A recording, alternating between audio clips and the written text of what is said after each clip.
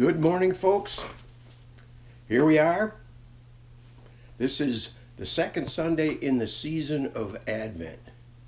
And this sermon has battled me the entire way. Every possible thing that could go wrong did. Okay, it wouldn't load up right. I couldn't get the right tools to splice it. It cut it in half. All kinds of things happened. You know what that means?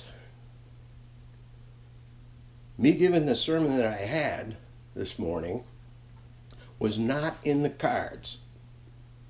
What we've got is the story of John the Baptist. Who he is, how he shows up at the beginning of Jesus' ministry according to Mark. We have him in the wilderness telling the people to get ready, to prepare. And the way he has them do that is by paying attention to their actual lives.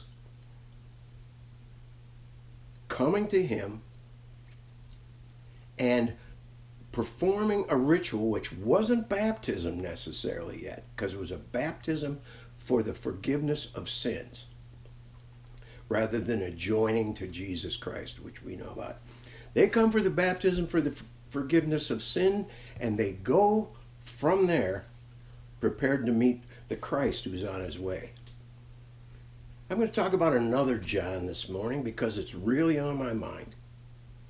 Last week I told you about that I said you wouldn't have to watch the video. What are we supposed to do in the time of the plague? We have grief and we have preparation. Well, today's grief for me.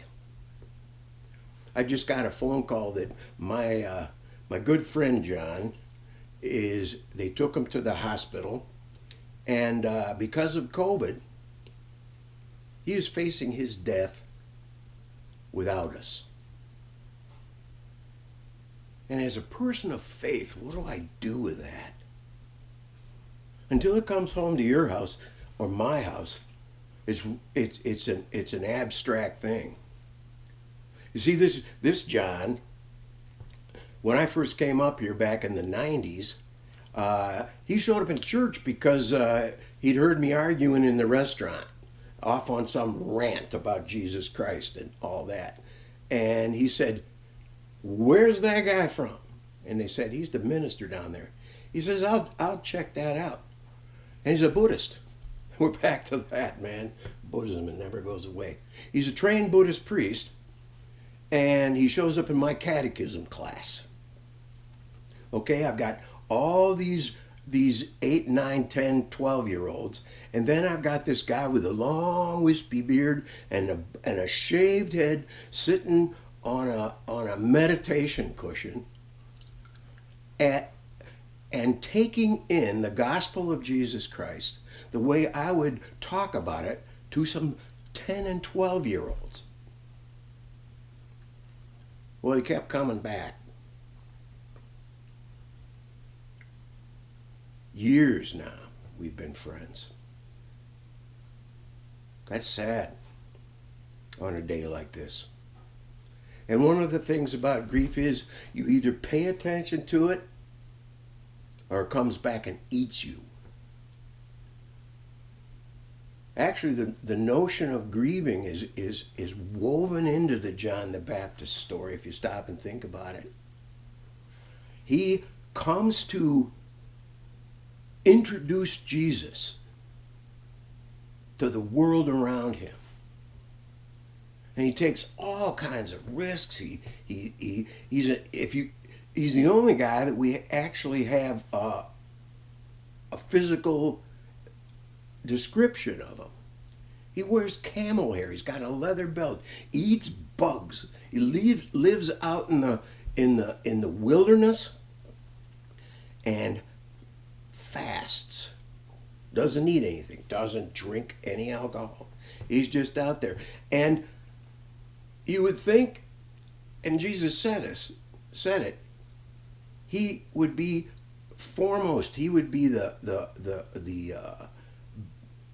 greatest in the kingdom of God. You know what Jesus says about that? He says, the least of my followers are greater than John the Baptist. The least of my followers are greater than John the Baptist. And so here we are, the least of his followers. What in these times do we do to comfort ourselves? Obviously, the first thing is to stop and think about our own relationship with the notion of resurrection from death. And for me to take some kind of refuge or comfort in the idea that one of these days I'm going to see my pal John again, that's not doing it for me today. What this draws me into is the process by which we come to believe in Jesus Christ.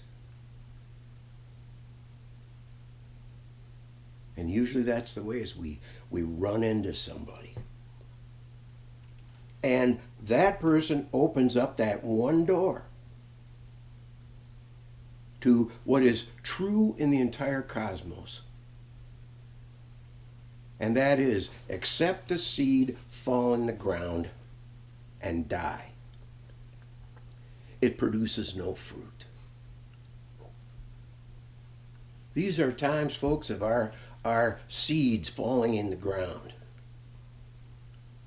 There's no question about it. They're talking about the kids getting depressed, a number of things happening. It's a time when, if we approach these days with the coping mechanisms and even the beliefs we used to have, they're simply not going to work. What is it like to embrace the notion of our death and resurrection? And that as I sit and as we talk about it, by the time you get this, he might be dead. And I won't have a chance to go be with him. I think you can feel my pain.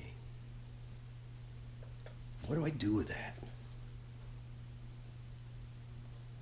It's the vision of a seed falling in the ground, being buried, dying, and over time a new life coming in the exact spot where the death happened. New life comes out of that seed. And I think of the seeds that have been planted in my relationship with my pal. The fact of the matter is, by the time it was all over, he was part of the church. That was 25 years ago. Now he's by himself. I think of John the Baptist in prison for the stupid, idiotic event of his stepdaughter doing a dance for him, and the woman that he took from his brother getting drunk, make a deal, and the drunk king says, "I'll give you anything." John the Baptist and the woman says, "I want John the Baptist's head."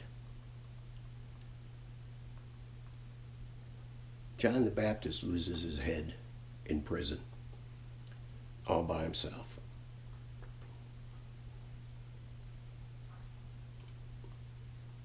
The gospel says that was the beginning of Jesus' ministry of healing and changing things. So I'm hoping, my folks, that as we recognize that this thing is real, and that I honestly don't have a lot to say today, that these days are in fact days of hope. But it's certainly not the hope we thought it was going to be. Thanks for tuning in. I look forward to seeing you.